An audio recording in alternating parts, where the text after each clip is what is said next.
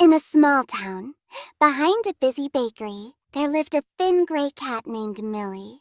She had bright green eyes, a long tail, and a heart full of love. Millie didn't have a home. She lived in a cardboard box behind the bakery. Her days were hard and cold, but she never complained.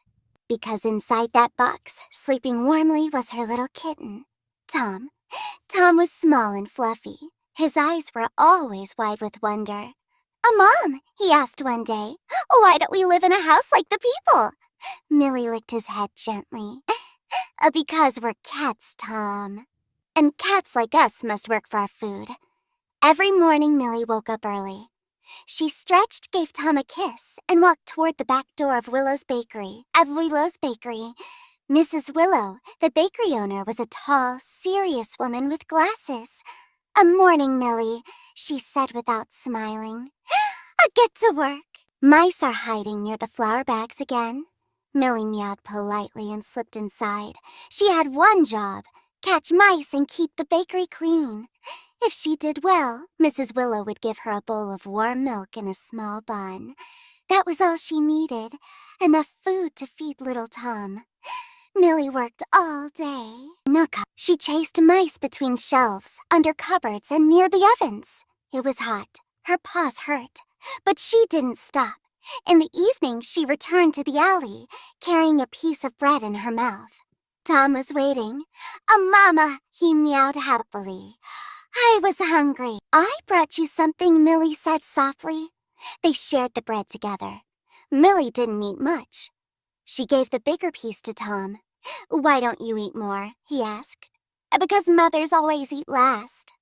Millie smiled. One day, a little girl named Emma walked by the alley. She saw Millie and Tom curled up in their cardboard box. "Mom," she said to her mother, "look at the cat and her baby. They're so cute." "Don't touch them," her mother said. "They're stray cats." But Emma couldn't forget them. Every day after school, she came back and gave them some biscuits or a little milk from her lunchbox. Tom loved Emma. He would meow and rub her shoes. But Millie stayed quiet. She had seen too many people walk away. One night, the weather changed. Dark clouds filled the sky. Rain poured down. The alley became wet and muddy. Millie wrapped herself around Tom, trying to keep him dry. But Tom shivered. "I'm cold, Mama." Millie wished she had a real home, a dry room, a blanket. She looked at the warm bakery windows, glowing in the night. But cats were not allowed inside after hours. So she held Tom close and whispered, "I'm here, baby. I'll always be here." The next morning, something terrible happened. While crossing the street to reach the bakery, a car zoomed by and brushed Millie's leg. She fell to the ground, crying in pain. Tom ran to her side.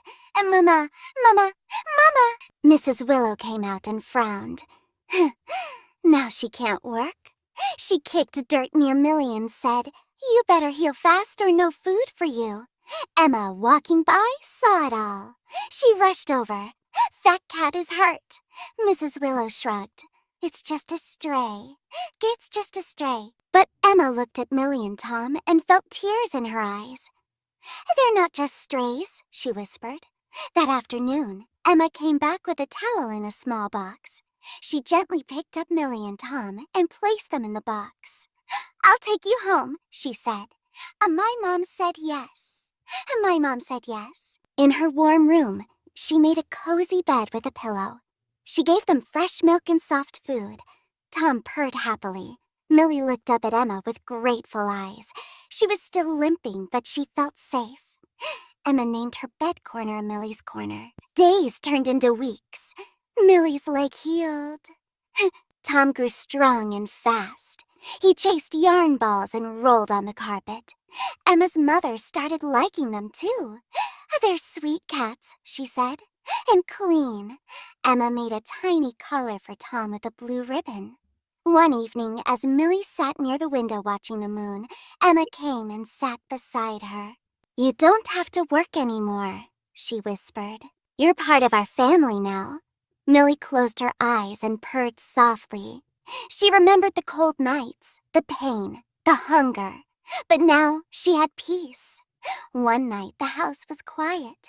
Everyone was asleep. Suddenly Millie smelled smoke. Something was burning in the kitchen. She ran to Emma's room and meowed loudly.